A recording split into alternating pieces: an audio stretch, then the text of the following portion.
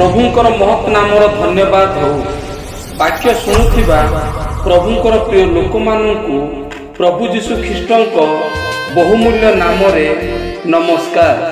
आसंतु आजी पिता परमेश्वरंक पवित्र धर्मशास्त्र रु पठन करिबा।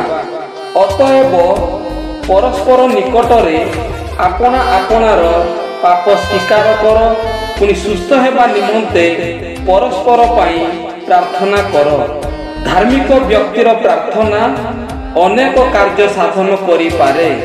याकूब 5 पर्वर 16 पद। वाक्य बुझिबा पाई ओ वाक्यर कार्यकारी हेबा पाई समस्तଙ୍କୁ प्रभु साहाय्य करंतु।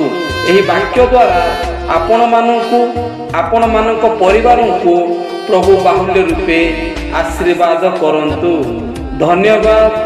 आमेन।